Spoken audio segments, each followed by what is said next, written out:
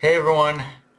Okay, so first major thing to talk about this chapter is we learn how Kaido got his powers, which is to say, immediately after Big Mom scooped it up from Eva's possession, he pretty much just decked her with his club and ate the fruit, which is just absolutely hilarious, but also a perfect demonstration of how there really was no loyalty or honor among the Rocks pirates. Like, in fact, I think the only ones among the crew who had a mutual respect for each other were Rocks and Newgate. In fact, now that we have context of how Kaido got his power, it does kind of beg the question even more of what Big Mom meant when she when she told Kaido about owing her a great debt back back in the back in the tail end of the Lovely arc going into Wano. Because yeah, while it sucks that Kaido stole the fish fruit from her, I'm kind of also failing to connect the dots of how that made Kaido indebted to her, generally how she twisted this situation in her favor. Like, what exactly happened there? That how did he end up indebted to her? I guess is just my question. Like, yeah, that's the one thing that's still kind of confusing to me. I unless he kind of unless he kind of unless they did kind of form some kind of transactional thing with it. I don't know. Um, In saying that, one of the major things to happen in this chapter is we see Rocks having successfully rescued his wife and son from the Celestial Dragons, and yeah, this chapter is setting the stage that the Davy clan truly did die that day on God Valley, because on top of knowing Eris and Rocks aren't making us out alive, Rocks himself, he killed his own father and grandmother, who were turned into monsters by Emu, so that really does leave Teach kind of being the sole survivor of the clan. And one thing I do like how we got to see in this chapter is despite knowing him for only a brief moment, you can see how much Teach was kind of inspired by his father, just kind of, and really how he looked at him with those eyes of like this man is amazing. Like everything like in a lot of ways, everything you could say that Teach believes is because of these experiences. Unfortunately, we know how this ends, and between Saturn transforming and Emu arriving on the island at the end of the chapter, yeah, God Valley is truly about to be purged. In fact, I'm starting to see similarities between what's happening on God Valley and what's going on at Elbaf, not just from how this is the second time Emu has made a direct appearance, but how both are in their own way a turning point of history, with one instance being what formed the present as to as as we know it, whereas Elbaf, in a lot of ways, you could say is what is the event that will form the foundational pillars for the future. So it's like both these arcs have served both very similar purposes, just in different contexts.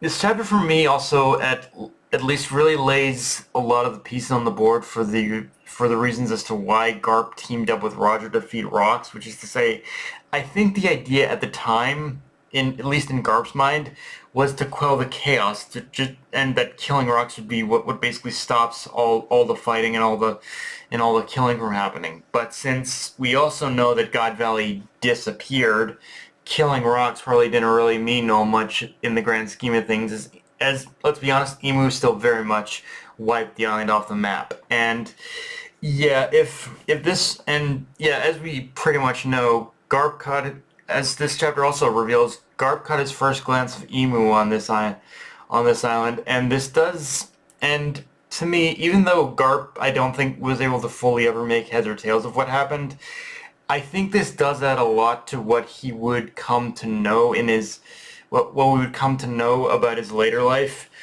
and his refusal to become an admiral, because after witnessing all the stuff with the Celestial Dragons is that in itself is bad enough, but then coming face to face with Emu and one of the elders in their demon form, yeah, that's enough to swear anyone off becoming an admiral if it meant you'd be protecting monsters like that. Again, though, it's still up in the air as to whether or not he was able to put two and two together on that one.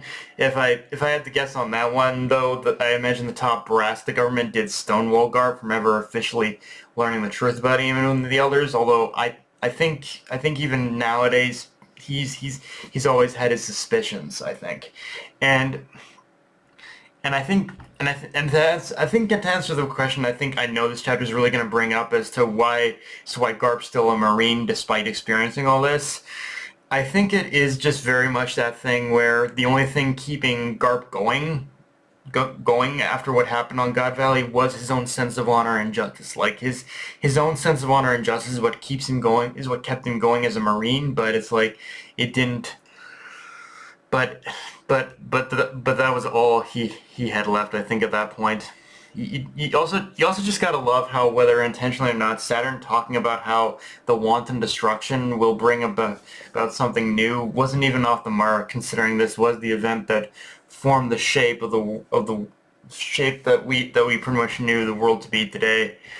Now, on a final note, and getting back to the comparison I made with Elbaf and God Valley, though, this is where I find myself kind of stuck on how I want things on Elbaf to end, because on one hand, again, there's a lot about this arc that kind of really that does parallel with what's happening on Elbaf.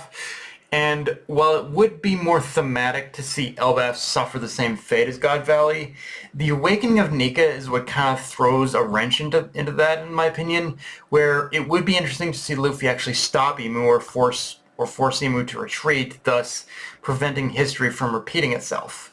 But so, like, both of these scenarios I see very much on the table. It's just a matter of which one Oda goes with, and I'm personally leaning slightly more towards the idea of Luffy stopping Imu, simply for the fact of showing history doesn't have to repeat itself, but also to expose Imu that, for as powerful as Imu is, Imu itself is not this all-powerful god that it claims to be either.